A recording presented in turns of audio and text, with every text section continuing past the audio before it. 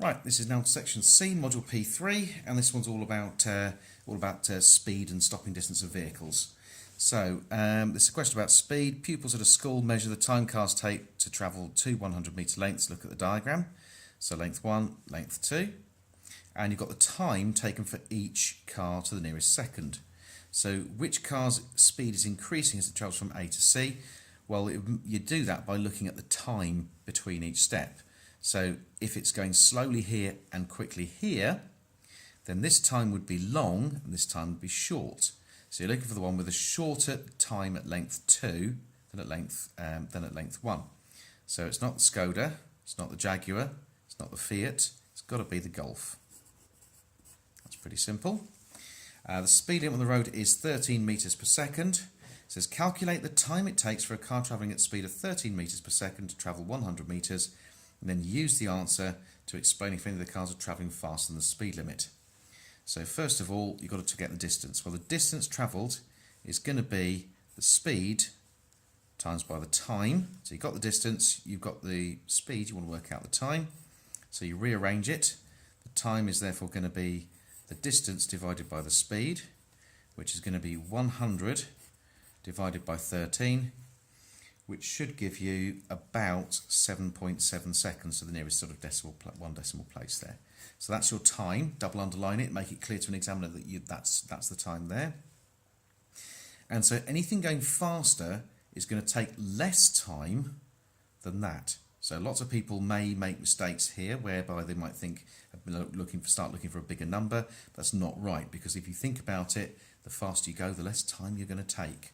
So if you're travelling with a time less than 7.7 seconds, then you're speeding. And the only one that's doing that is the Skoda. So the Skoda is speeding.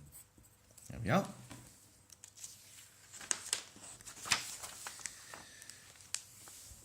On to part B. You've got the information about thinking distance and braking distance for cars travelling at 13 metres per second. One of the drivers is tired after driving for several hours. Suggest which driver is tired. So if you're tired, it's going to increase your thinking distance. So the one with the longest thinking distance is Joe. Now the mark is not for the answer, it's the fact that Joe has the longest thinking distance. Okay, because their reactions are a little bit slower. One of the drivers was driving on an icy road. Suggest which driver was driving the icy road. So if you've got an icy road, you've got less grip, it's going to take you longer to stop, you travel further, so that would be quite obviously Chris. And it's because Chris has the longest braking distance. Don't say stopping distance, you say braking distance. Why can't you say stopping distance? That's because the stopping distance is the two distances added together, and that's not right. It's the braking distance you want. Now, clearly, when you compare the two answers, you can see exactly what the examiner is looking for. So when you spot what the examiner is looking for, if you've got it in your answer, double underline it. Make it really clear that that is the answer. And that way the examiner will take one look and give you the mark straight away. So Sam's car uses a biofuel. She says that over time this does not increase the amount of carbon dioxide in the atmosphere. Is she correct? Now it's a 3 marker. We've got to think really carefully here. Here it's really all about the explanation. You know that when you make a decision, whether she's correct or not, it's not really what they're after. They're after the explanation. So I'm going to say no, she's not correct. And I'll explain why. First of all, you know that biofuels are usually carbon neutral. Why are they usually carbon neutral? Well, it's the fact that all the carbon dioxide emitted has been, get it right, let's get rid of that, has been absorbed by the plant during photosynthesis.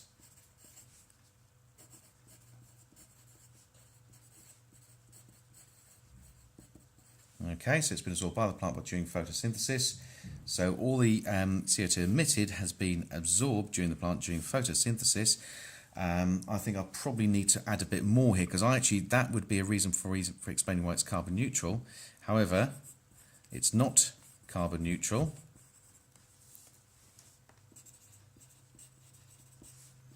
as the carbon dioxide will also have been emitted while it was by the farming and also transport.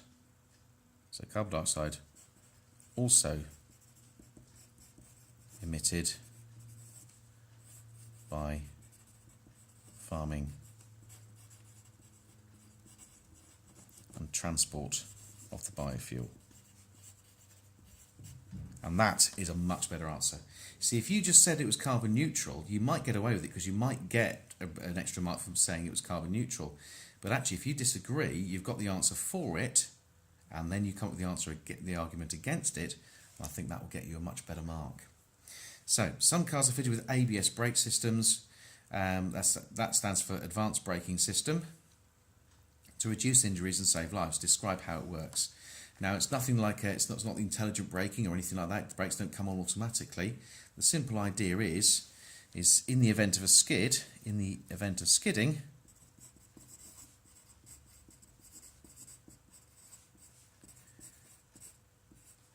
wheels may lock up. Okay, so the wheels actually stop, causing a loss of control.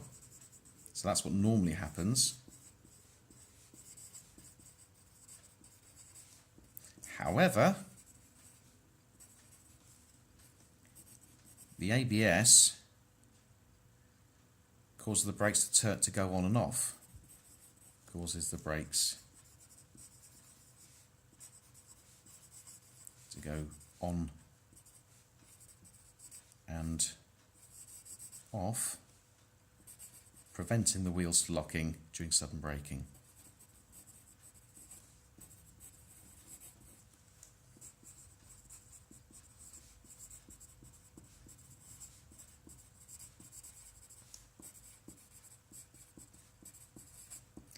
And that'll do nicely.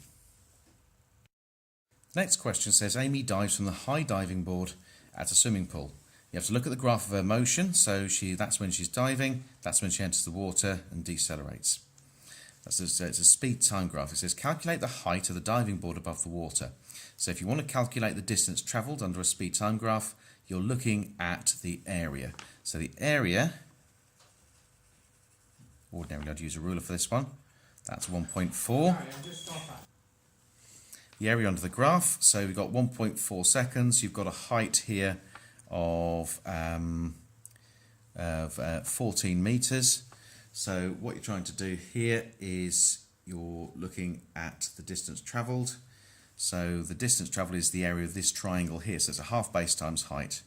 So it's a half times the base, which is 1.4 meters, times by a height of 14 meters, and that should give you about 9.8 meters.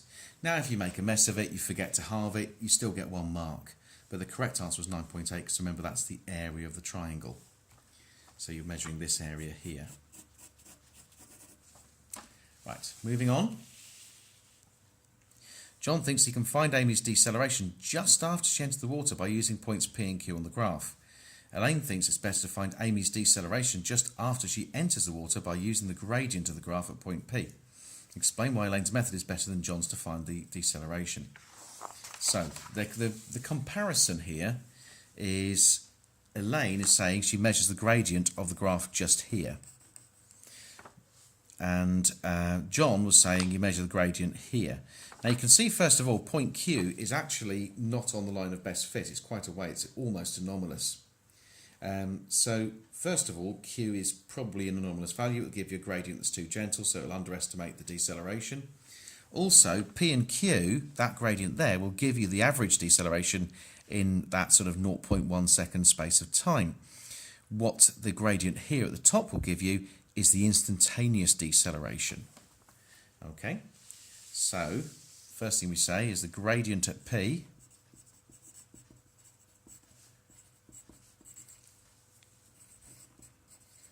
gives the instantaneous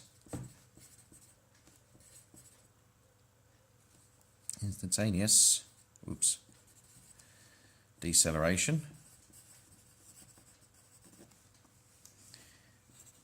at P, Okay, gives the instantaneous, it's precisely at P. The gradient from P to Q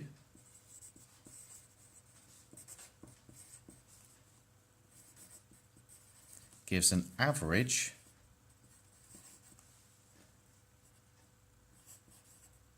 for the first 0.1 seconds of being in the water.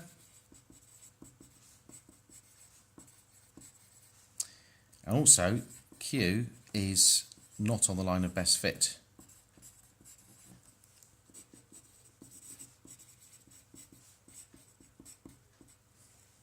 So it's not on the line of best fit, and if it's not on the line of best fit, it's actually too shallow. Too shallow, and it's going to underestimate the deceleration.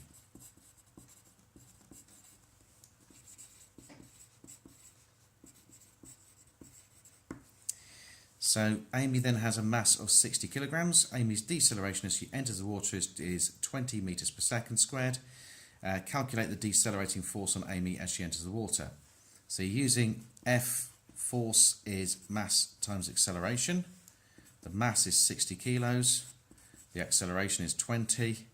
So that gives you 1,200 newtons. Easy as that, though. You can see why that's only 1 mark. Question 11, this was a very, very, very tough question, I thought. So what we're trying to do is, one of the things it says here, it says you've got to describe how the kinetic energy and gravitational potential energy of a car change from sections A to B and then B to C. So you're ignoring anything beyond there, so that part of the graph might as well not exist. It then says calculate the difference in height of the roller coaster between A and B, assuming no energy is lost. So let's do the first one. Now, this is often very badly misunderstood because a lot of people think that's the shape of the roller coaster, and it isn't. This is actually a speed distance graph. So what they want you to get the idea of is going from A to B,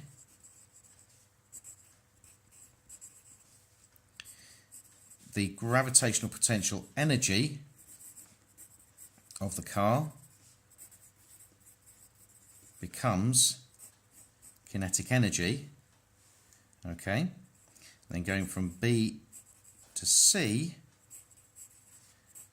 the kinetic energy becomes gravitational potential energy. So if it becomes the gravitational potential energy because it's slowing down, and I'm going to qualify it by saying not all of it, but not all, because it still has some kinetic energy at the end. Okay. Okay, so that's then, so let's double check that. So describe how the kinetic and gravitational energy of the car change, sections A to B, B to C, the journey. So that's kind of okay. I'm going to make a little qualification. I'm going to lose marks for presentation, but it does make sure I provide a more complete answer. Okay, so some kinetic energy is still left.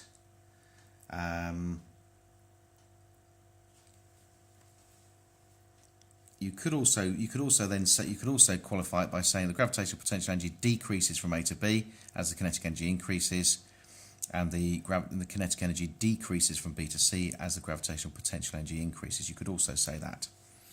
In fact, that might actually be a slightly better answer. So the next part, though, says to calculate the difference in height of the roller coaster between A and B, assuming no energy is lost. So you're trying to calculate the difference. Well, you know what you're saying here is the gravitational potential energy at A becomes the kinetic energy at B. Now, gravitational potential energy is mass times gravitational field strength times height. And it's height we want to work out, so the change in height. The kinetic energy is a half times mass times speed squared. Now, the first thing you can do here is if you divide both sides of that equation by mass, you find the masses cancel out, and you want to work out what h is.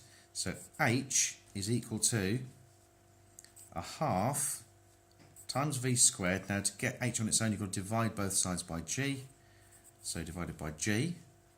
So that's a half times v squared. Now v here is 16. So it's 16 squared divided by G, which it says here is 10. That's quite easy. And so you should end up with a height of 12.8 metres. Okay, and that is your calculation. So I'm going to put the calculation in a box. If I was going to do this question again, I think I'd make more of this explanation here, because although I think I have said the gravitational potential becomes kinetic energy, so it is implying that it's dropping. Okay, owing to a small technical error, the first part of question 12 has not recorded. So I'm going to talk you through the first part. The answer is obviously down here. You can read that at your leisure. But basically, the question is asking is what effect does speed, the distance, and the fuel have on the cost per kilometre of the car? So it's essentially that question decoded. So the idea, if you look first of all, that for all the distances and speeds, you can see the petrol is definitely more expensive per kilometre than the diesel, so the diesel is cheaper, and that's the same for all identified speeds and distances. As you look at the speed, as you increase the speed from 80 kilometres an hour and upwards, the cost increases, and it's the same for the diesel, and also when you go below 80 kilometres an hour, it also increases. So that tells you that the optimum speed for both is 80 kilometres an hour for the cheapest, for the best fuel economy. Anything below that or above that is going to increase the cost per kilometre. And the last thing is to look at the distances. Well, if you go 5, 25, 100 kilometres, there's no difference in cost per kilometre. So that's the third thing you say, because it's a 3-mark question, so it's 3 things. What happens with the fuel? Diesel is cheaper. What happens with the speed? Well, if you say that the distance is the economy is greater, or the cost per kilometre is the least at 80 kilometres an hour, anything above or below that increases the cost per kilometre. And then the last one's distance, which has absolutely no effect on the cost per kilometre, which is what you'd expect. The last part is a bit of a gift, really. Nice, easy question about battery-powered cars. It says write down one disadvantage. There's lots of things you could say. The simplest one is to talk about the high cost of batteries, making the cars themselves more expensive to buy. You could also include things like the idea that quite a few cars, electric cars, have got limited range. Also the fact that when you want to refuel them, you have to recharge them, which takes some time. There's a variety of different things you could say, but one of those, because it's a 1-mark question, is enough to get you the mark for that particular question.